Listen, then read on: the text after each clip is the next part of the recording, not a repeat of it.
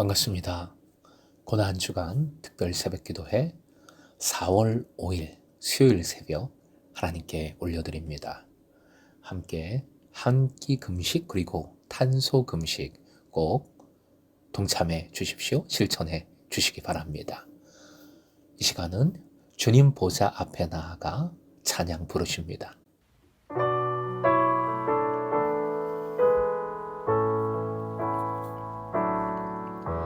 주님 보좌 앞에 나아가 참된 안식과 기쁨 나누리겠네.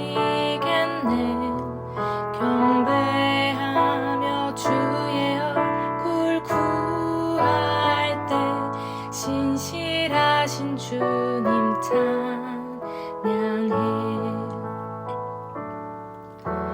기도 들으시는 하나님, 폭풍 속에 내 등불 내 노래시라.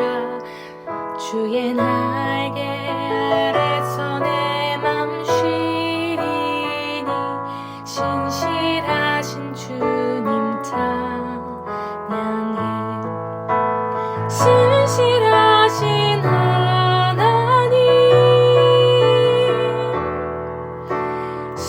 신실하신 주,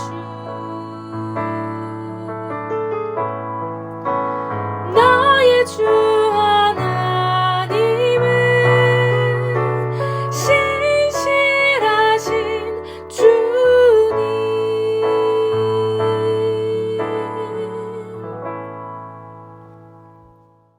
오늘 말씀은 마가복음 15장 33절에서 35절까지, 마가복음 15장 33절부터 35절까지의 말씀입니다. 함께 읽겠습니다. 제6시가 되매 온 땅에 어둠이 임하여 제9시까지 계속 가더니 제9시에 예수께서 크게 소리 지르시되 엘리 엘리 라마 사박다니 하시니, 이를 번역하면 나의 하나님 나의 하나님 어찌하여 나를 버리셨나이까 하는 뜻이라. 곁에 섰던 자 중 어떤 이들이 듣고 이르되 보라 엘리야를 부른다 하고. 오늘의 기도 제목, 반드시 베푸시는 긍휼과 반드시 주시는 승리를 붙들게 하소서. 반드시 베푸시는 긍휼과 반드시 주시는 승리를 붙들게 하소서. 가상의 첫 번째 말씀은 용서였습니다. 두 번째 말씀은 즉각적인 구원의 선포이셨습니다. 세 번째 말씀은 여자여 보소서 아들이니이다 보라 내 어머니라. 예수 그리스도의 십자가로 맺게 해주신 새로운 관계, 새로운 오이코스의 말씀입니다. 오늘은 가상 7원 네 번째 말씀입니다. 화면 보시고 함께 읽겠습니다. 나의 하나님 어찌하여 나를 버리셨나이까. 성경은 아람어의 말씀 그대로 엘리 엘리 라마 사박다니 실었습니다. 현장감을 잘 살리고 있습니다. 그만큼 예수의 모습이 고통스럽게 다가옵니다. 제6시, 즉 우리 시간으로는 정오에 어둠이 임했습니다. 어둠이 계속 지속되던 오후 3시경에 주님은 이런 절규를 하신 겁니다. 십자가 위에서 하신 세 번째까지의 말씀은 역시 예수님이시다, 메시아다운 말씀이시다, 감동이 되고 은혜가 되는 말씀들이었습니다. 그런데 이번에 이 네 번째 말씀은 좀 다릅니다. 많이 다릅니다. 어찌하여 라는 표현은 구약에서 완전한 절망과 원망이 담긴 대표적인 표현입니다. 어찌하여 나를 버리셨나이까. 당연히 이 말씀은 구원에 대한 사명, 비전하고는 거리가 먼 듯하게 느껴집니다. 그냥 당장이라도 십자가를 던져버리실 듯합니다. 그저 고통 속에서 울부짖는 절규로, 절망으로 다가오는 것이지요. 먼저 예수께서 아버지 하나님에 대하여 어떤 마음과 표현을 하셨는지 살펴볼 필요가 있습니다. 요한복음 10장 30절, 나와 아버지는 하나이니라 하신대. 겟세마네의 기도에서도 주님은 이렇게 표현을 하셨습니다. 이렇게 기도하셨습니다.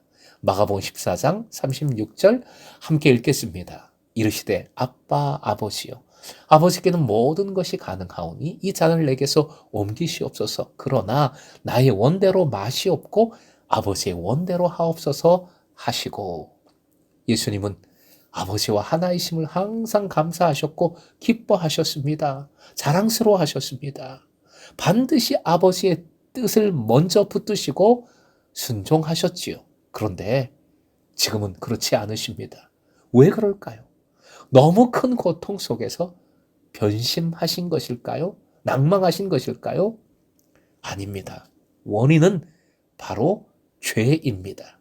죄로 인하여 아버지와의 관계가 단절된 것입니다. 이사야 59장 2절이요. 함께 읽습니다. 오직 너희 죄악이 너희와 너희 하나님 사이를 갈라놓았고 너희 죄가 그의 얼굴을 가리어서 너희에게서 듣지 않으시게 함이니라.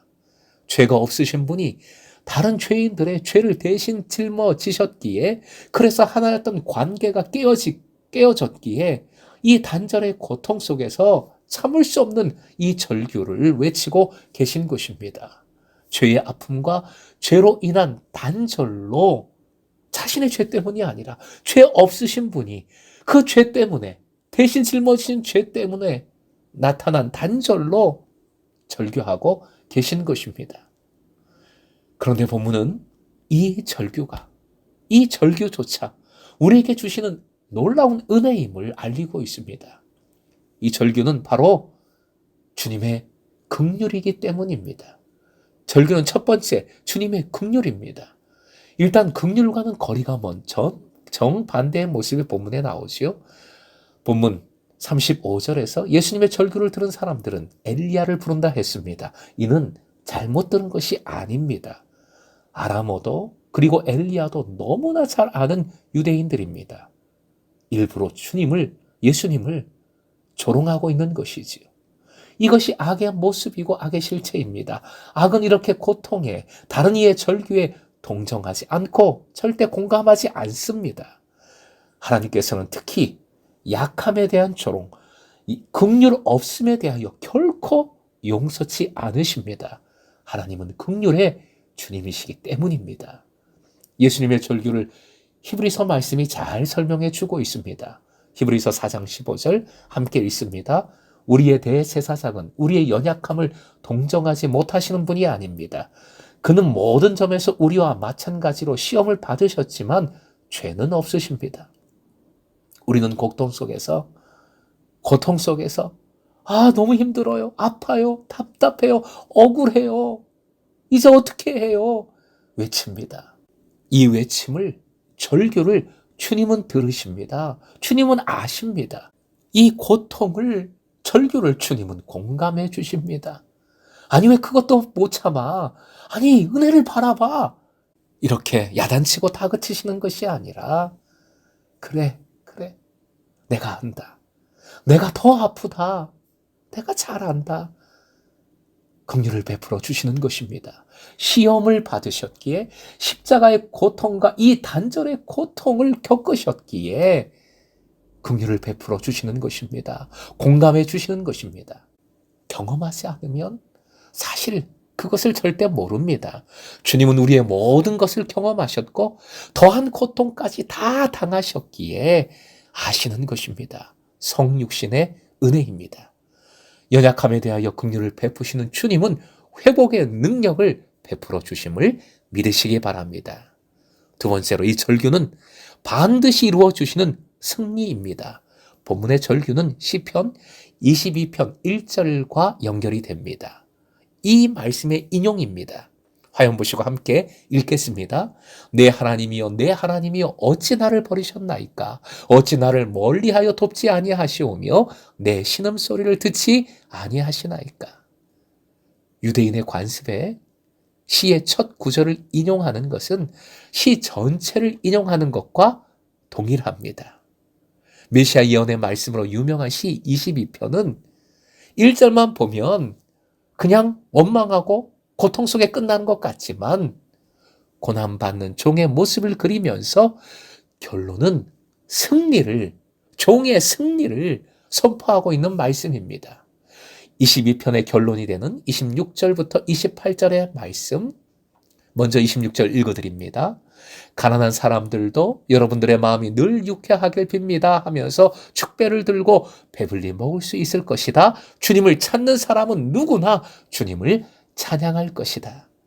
27절, 땅끝에 사는 사람들도 생각을 돌이켜 주님께로 돌아올 것이며 이 세상 모든 민족이 주님을 경배할 것이다.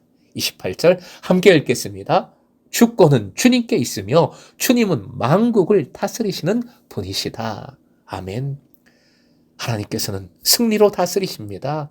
하나님께서는 예수 그리스도의 십자가를 통하여 구원을, 승리를 반드시 이루심을 믿으시기 바랍니다. 사랑하는 금성의 제자 여러분, 주님의 절규는 반드시 베푸시는 긍휼이요 승리입니다. 어찌하여 나를 버리셨나이까? 이 고통을 아시는 주님의 긍휼과 반드시 이루시는 승리를 신뢰하십시오. 어떤 상황에도 소망을 품고 무릎 꿇어 간구하십시오. 이 믿음으로 여러분이 오히려 다른 이에게 긍휼을 베풀 수 있기를 부탁드립니다. 희망찬 시각으로 그를 바라봐 주시고 격려해 주십시오. 그래서 금성의 제자들은 함께 주님께서 이루어 주시는 승리를 경험하여 찬양하며 감사하며 담대할 수 있기를, 아름다운 새로운 오이코스를 이루어갈 수 있기를 주님의 이름으로 축원드립니다.